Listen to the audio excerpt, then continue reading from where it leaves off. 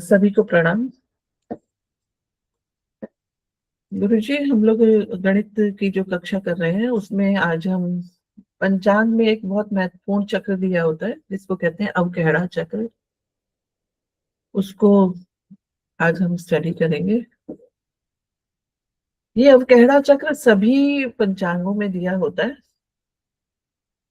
और इसका ये बहुत महत्वपूर्ण है, क्योंकि जब किसी नए जब जातक का जन्म होता है तो हम ये पता लगा लेते हैं कि अब इसका नाम किस अक्षर से रखा जाए।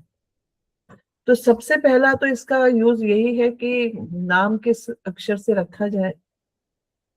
तो पंचांग में देखकर हम ज्योतिष लोग बताते हैं कि कौन सा अक्षर इनका नाम अक्षर है।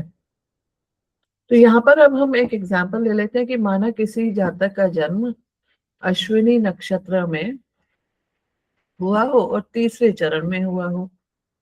तो जब हम अवकेहड़ा चक्र को देखते हैं तो यहाँ पर सबसे पहले लिखा है अश्विनी नक्षत्र और उसके नीचे यहाँ पर 1, 2, 3 और 4, यहाँ पर ये इनके अश्विनी नक्षत्र के 4 चरण बताए गए हैं और उसके साथ ही नीचे लिखा है चरण अक्षर, यानी कि अश्विनी नक्षत्र के पहले चरण का अक्षर दिया है, अश्विनी नक्षत्र के दूसरे चरण का अक्षर दिया है, अश्विनी नक्षत्र के तीसरे चरण का अक्षर दिया है, अश्विनी नक्षत्र के चौथे चरण का भी अक्षर यहाँ पर दिया गया है। इसी तरह से जैसे हमने कहा कि अश्विनी के तीसरे चरण में जन्म हुआ हो किसी जातक का, तो यहाँ जो शब्द दिया गया है, अक्षर दिया गया है, वो उनका नाम अक्षर हो सकता है। उसके बाद हम किसी और उसमें देख लेते हैं, बाकियों को भी देख लेते हैं कि माना किसी का यहाँ पर भरणी नक्षत्र में जन्म हुआ हो, तो भरणी नक्षत्र के कौन से चरण में जन्म हुआ है ये पता लगाएंगे और अवकेहड़ा चक्र देखकर हम सजेस्ट कर सकते हैं कि चरण अक्षर यहाँ पर, तो नाम अक्षर भी यहीं से ही देखकर बताया जा सकता है। तो भरणी नक्षत्र के पहले चरण का अक्षर ये आया, दूसरे का यहाँ पर है, तीसरे का यहाँ पर है। इसी तरह से 27 नक्षत्रों के हर 4 चरण का कोई ना कोई ध्वनि, साउंड, अक्षर, व्यंजन जो भी है वो बनता है। तो इस तरह से 108 यहाँ पर हमें अक्षर मात्राओं के साथ दिए गए होते हैं, जिनका प्रयोग हम लोग करते हैं जब नए जातक का जन्म होता है। किसी जातक का जन्म हुआ तो वो उसका जन्म किस नक्षत्र में हुआ, कौन से चरण में हुआ, ये पता लगाकर हम ये पता लगा सकते हैं कि उसको किस नाम से, किस नाम के पहला अक्षर कौन सा लिया जाए। इसी तरह से अगर हम मेष राशि को देखें तो मेष राशि के चारों चरण यहाँ दिए हैं, 1, 2, 3, 4, और उसके भी अक्षरों को यहाँ पर बताया गया है। यहाँ पर फिर रोहिणी कृतिका के बाद रोहिणी नक्षत्र, मेष राशि का नक्षत्र कृतिका है, तो यहाँ पर रोहिणी नक्षत्र की बात कर रहे हैं। रोहिणी नक्षत्र में पहला चरण, दूसरा चरण, तीसरा चरण और चौथा चरण बताया गया है और उसके नाम अक्षर या चरण अक्षर यहाँ पर बताए गए हैं। इसी तरह से मृगशिरा नक्षत्र के चारों चरण यहाँ पर दिए गए हैं और मृगशिरा नक्षत्र के भी चारों चरणों के अक्षर यहाँ बताए गए हैं।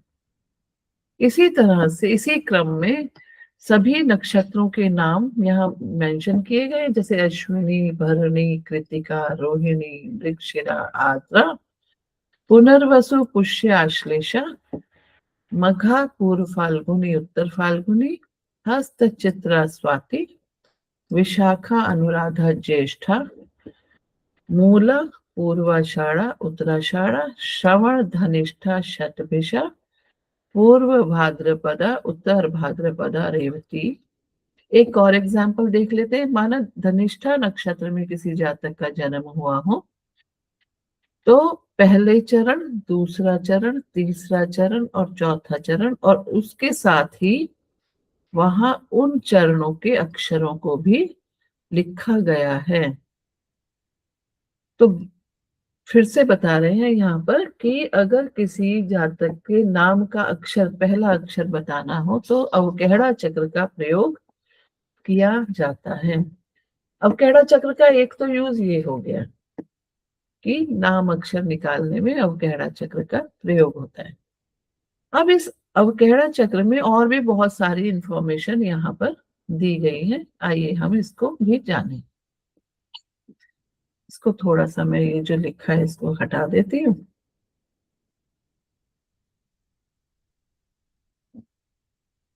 इसके बाद यहाँ पर आप देखेंगे हर नक्षत्र के नीचे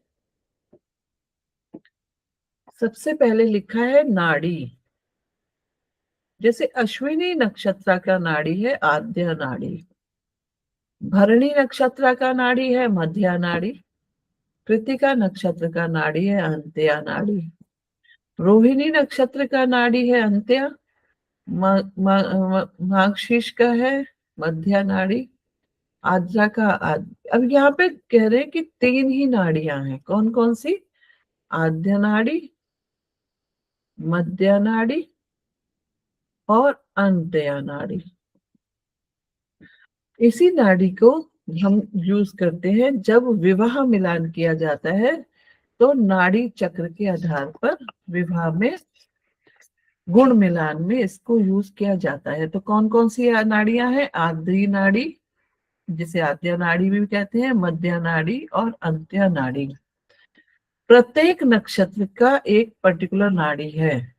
जैसे पुनर्वसु के लिए यहाँ क्या लिखा है? आद्या नाड़ी, पुष्य के लिए मध्या नाड़ी, आश्लेषा के लिए अंत्या नाड़ी, और यहाँ मघा के लिए भी अंत्या नाड़ी, पूर्व फाल्गुनी के लिए मध्या नाड़ी, उत्तर फाल्गुनी के लिए आद्या नाड़ी, हस्त के लिए भी आद्या नाड़ी, चित्रा के लिए भी मध्या नाड़ी, स्वाति नक्षत्र के लिए अंत्या नाड़ी, विशाखा के लिए अंत्या नाड़ी, अनुराधा के लिए मध्या नाड़ी और ज्येष्ठा के लिए आद्या नाड़ी। इसी तरह से नेक्स्ट क्रम में मूला के लिए आद्या नाड़ी, पूर्वाषाढ़ा के लिए मध्या नाड़ी, उत्तराषाढ़ा के लिए अनंत्या नाड़ी, श्रवण के लिए भी अनंत्या नाड़ी, धनिष्ठा के लिए मध्य नाड़ी, शतभिषा के लिए आद्या नाड़ी, पूर्व भाद्रपदा के लिए आद्या नाड़ी, उत्तर भाद्रपदा के लिए मध्य नाड़ी और रेवती के लिए अंत्य नाड़ी यहाँ पर बताई गई है। अब इन नाड़ी के अलावा भी बहुत सारी इंफॉर्मेशन यहाँ पर दी गई है, और वो कौन कौन सी इंफॉर्मेशन है आइए इसको जाने। इसी क्रम में आगे बताया गया है कि योनि। तो कह रहे हैं कि जिन जातकों का जन्म अश्विनी नक्षत्र में है हुआ, वो अश्व योनि, भरणी नक्षत्र वाले गज योनि, कृतिका नक्षत्र वाले मेष योनि, और रोहिणी नक्षत्र के सर्प योनि, और मार्गशीर्ष में जन्म हुए मृगशिरा नक्षत्र में सर्प योनि, आद्रा के जन्म के श्वान योनि, पुनर्वसु के मार्जार योनि, और पुष्य के मेष योनि, और इसी तरह आश्लेषा के भी मार्जार योनि होता है। मघा के लिए मूषक, पूर्व फाल्गुनी के लिए मूषक, उत्तर फाल्गुनी के लिए गौ, हस्ता के लिए महिष, चित्रा के लिए व्याघ्र, स्वाति के लिए भी महिष, विशाखा का व्याघ्र, अनुराधा का मृग योनि, ज्येष्ठा का भी मृग योनि, मूला का श्वान योनि, पूर्वाषाढ़ा का वानर, उत्तराषाढ़ा का नकुल, और श्रवण के लिए वानर, धनिष्ठा के लिए सिंह, शतभिषा के लिए अश्व योनि, पूर्व भाद्रपद के लिए सिंह योनि, उत्तर भाद्रपदा के लिए गौ योनि और रेवती के लिए गज योनि यहाँ बताया गया है। इसी तरह से गण भी बताए गए हैं यहीं पर। ये देखिए नेक्स्ट यहाँ पर लिखा है नाड़ी योनि के बाद गण। तो अश्विनी नक्षत्र में जन्मा जातक देवगण, भरणी नक्षत्र में जन्मा जातक मनुष्यगण, कृतिका में जन्मा जातक राक्षसगण, रोहिणी में जन्मा जातक मनुष्यगण, मार्गशीर्ष में मृगशिरा में जन्मा जातक देवगण, आर्द्रा में जन्मा जातक मनुष्यगण और पुनर्वसु में देवगण, पुष्य में भी देवगण, आश्लेषा में राक्षसगण, इसी तरह से मघा में भी राक्षसगण, पूर्व फाल्गुनी में मनुष्यगण, उत्तर फाल्गुनी में मनुष्यगण, हस्त में देवगण, चित्रा में राक्षसगण, स्वाति में देवगण, विशाखा में राक्षसगण, अनुराधा में देवगण और ज्येष्ठा में राक्षसगण। इसी तरह से मूला में राक्षसगण, पूर्वाषाढ़ा में मनुष्यगण, उत्तराषाढ़ा में मनुष्यगण, श्रवण में देवगण, धनिष्ठा में राक्षसगण, शतभिषा में राक्षसगण, उत्तर भाद्रपद में मनुष्यगण, पूर्व भाद्रपद और उत्तर भाद्रपद दोनों में मनुष्यगण और रेवती में देवगण बताया गया है। केवल इतनी ही इंफॉर्मेशन नहीं होती यहाँ पर और भी बहुत सारी इंफॉर्मेशन अभी है जिसको हम अब जानने की कोशिश करते हैं। ये अवकैडा चक्र एक बहुत ही महत्वपूर्ण चक्र होता है। इस टेबल को पढ़ना हम सभी को जरूर सीखना चाहिए। वैसे तो हम सभी आप सभी यहाँ ज्ञानी बैठे हैं, मैं बहुत ही कम जाती हूँ यहाँ, लेकिन फिर भी कोशिश करते हैं, इसको पढ़ लेते हैं क्योंकि रिवीजन बहुत ज्यादा जरूरी होता है हर चीज का। यहाँ पर देखिए लिखा है राशि। अब जिन जातकों का जन्म अश्विनी, भरणी और कृतिका के पहले चरण तक हुआ है उनकी राशि होती है मेष राशि। कृतिका के दूसरे चरण से देखिए यहाँ पर लाइन को यहां तक बताया गया है। ये अगर मैं इसको हटाकर भी दिखाऊं तो भी आप देख पाएंगे कि कृतिका के पहले चरण पर ही यहाँ से लाइन ऐसे बनाई गई है, के बाद बनाई गई है। तो कृतिका के दूसरे चरण से लेकर मार्गशीर्ष के दूसरे चरण तक, यानी कि कृतिका, रोहिणी और मार्गशीर्ष के दूसरे चरण तक वृषभ राशि होती है। इसी तरह से मार्गशीर्ष के यानी कि यहाँ पर तीसरे चरण से लेकर पुनर्वसु के तीसरे चरण तक मिथुन राशि बताई गई है और पुनर्वसु के चौथे चरण से लेकर आश्लेषा के चौथे चरण तक कर्क राशि। और यहाँ पर उन राशियों के अधिपति भी बताए गए हैं, जैसे मेष राशि के अधिपति मंगल देव, वृषभ राशि के शुक्रदेव, मिथुन राशि के बुधदेव और कर्क राशि के चंद्रदेव होते हैं। इसी प्रकार अगले उसमें देख लेते हैं, कह रहे कि मघा नक्षत्र के पहले चरण से लेकर उत्तर फाल्गुनी के पहले चरण तक सिंह राशि है जिसके स्वामी सूर्य देव हैं। इसी तरह उत्तर फाल्गुनी के दूसरे चरण से लेकर चित्रा के दूसरे चरण तक, जिसमें उत्तर फाल्गुनी, हस्त और चित्रा के दूसरे चरण तक कन्या राशि होती है जिसके स्वामी बुधदेव होते हैं। इसी प्रकार चित्रा के तीसरे चरण से लेकर विशाखा के तीसरे चरण तक तुला राशि जिसके स्वामी शुक्रदेव होते हैं।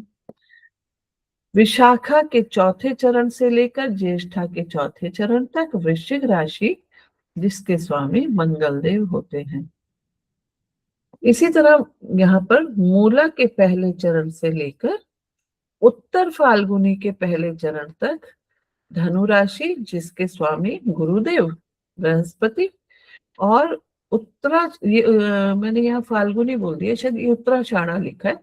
मूला के पहले चरण से लेकर उत्तराषाढ़ा के पहले चरण तक धनु राशि जिसके स्वामी गुरु होते हैं और उत्तराषाढ़ा के दूसरे चरण से लेकर धनिष्ठा के दूसरे चरण तक मकर राशि जिसके स्वामी शनिदेव। इसी प्रकार धनिष्ठा के तीसरे चरण से लेकर पूर्व भाद्रपदा के तीसरे चरण तक कुंभ राशि जिसके स्वामी शनिदेव और पूर्व भाद्रपदा के चौथे चरण से लेकर रेवती के चौथे चरण तक मीन राशि जिसके स्वामी गुरुदेव बृहस्पति होते हैं। राशि और राशिपति अधिपति बताने के बाद भी दो इंफॉर्मेशन यहाँ पर और दी गई है। आइए अब हम उन्हें भी जान लें। बहुत महत्वपूर्ण होता है ये अवकहरा चक्र को पढ़ना सीखना। तो हम लोग यहाँ पर प्रैक्टिस कर रहे हैं, तो इसका हिस्सा सभी लोग बनते हैं। ये पहले मैं ये हटा देती हूँ। इसके बाद देखते हैं कि क्या बताया गया है। ये बताया गया है वर्ण। मेष राशि में जन्मे जातकों का वर्ण क्षत्रिय होता है। वृषभ राशि में जन्मे जातकों का वर्ण वैश्य होता है। मिथुन राशि में जन्मे जातकों का वर्ण शूद्र और कर्क राशि में जन्मे जातकों का वर्ण विप्र बताया गया है। विप्र मतलब ब्राह्मण। सिंह राशि में जन्मे जातकों का वर्ण क्षत्रिय बताया गया है। कन्या राशि में जन्मे जातकों का वैश्य। तुला राशि में जन्मे जातकों का शूद्र और वृश्चिक राशि में जन्मे जातकों का वर्ण विप्र बताया गया है। इसी तरह धनु राशि में जन्मे जातकों का वर्ण क्षत्रिय, मकर राशि में जन्मे जातकों का वैश्य और कुंभ राशि में जन्मे जातकों का शूद्र और मीन राशि में जन्मे जातकों का वर्ण विप्र बताया गया है। इसके बाद एक और इंफॉर्मेशन यहाँ दी गई है वैश्य के बारे में। मेष राशि में जन्मे जातक चतुष्पाद, वृषभ राशि में जन्मे जातक भी चतुष्पाद, मिथुन राशि में जन्मे जातक मानव, कर्क राशि में जन्मे जातक जलचर, सिंह राशि में जन्मे जातक वंचर, कन्या राशि में जन्मे जातक मानव, तुला राशि में जन्मे जातक मानव, वृश्चिक राशि में जन्मे जातक कीटक, धनु के लिए वश्य हो गया मानव, मकर के लिए वश्य हुआ जलचर और कुंभ के लिए मानव और मीन के लिए भी जलचर। अब इनका यूज कहाँ होता है कि नाड़ी योनि गण वर्ण वश्य। तो जब हम विवाह मिलान करते हैं तो हम एक शब्द आता है अष्टकूट मिलान। तो अष्टकूट मिलान के लिए जो 8 चीजें मैच की जाती हैं, आइए हम उन्हें जाने और किसी एक जातक के इस पे अप्लाई भी करके देखेंगे कि कैसे मिलान करते हैं। तो यहाँ पर ये हमने अष्टकूट मिलान का टेबल बनाया है। अष्टकूट मिलान सारणी, जिसमें सबसे पहला मिलान किया जाता है वर्ण मिलान। जो अभी हमने अवकहरा चक्र पढ़ा उसमें यहाँ पर वर्ण दिया हुआ है। देखिए, इसको मुझे रद्द कर देना चाहिए सबको, जिससे हम अच्छे से इन सबको देख सकें।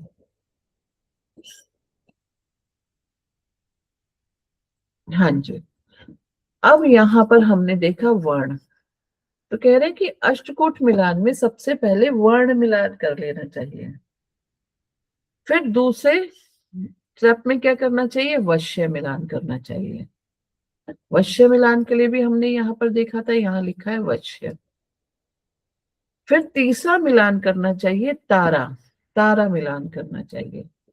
यहाँ पर तारा नहीं दिया, लेकिन हम लोग यहाँ सीखेंगे कि तारा मिलान कैसे किया जाता है। फोर्थ स्टेप आता है कि योनि मिलान किया जाए। तो योनि मिलान भी कहाँ से होगा? यहीं पर देखकर होगा। यहाँ पे हमने अभी अभी पढ़ा कि प्रत्येक नक्षत्र का ये दिया गया है। उसके बाद आता है ग्रह मैत्री मिलान, फिर आता है गण मैत्री मिलान।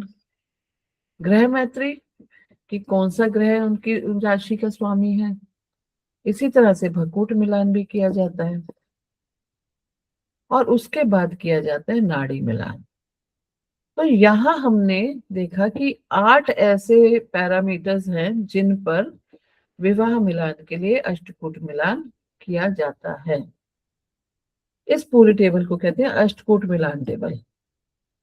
अब इसमें कैसे मिलान करें कैसे? तो सबसे पहले तो जातक जो वर है, वर बनने वाले हैं, उनका नक्षत्र हमें पता हो कि जन्म नक्षत्र क्या है। फिर कन्या का भी जन्म नक्षत्र हमें पता हो। तो जब हमें दोनों का जन्म नक्षत्र पता होगा तो हम दोनों के वर्ण लिख लेते हैं, फिर दोनों के वश्य लिख लेते हैं, फिर दोनों के तारा लिख लेते हैं, फिर दोनों की योनि लिख लेते हैं, फिर ग्रह मैत्री लिखते हैं, फिर गण मैत्री लिखते हैं, फिर भकूट लिखते हैं और फिर नाड़ी लिखते हैं। अब उनको कितने कितने पॉइंट्स मिलेंगे उसके लिए कुछ पैरामीटर्स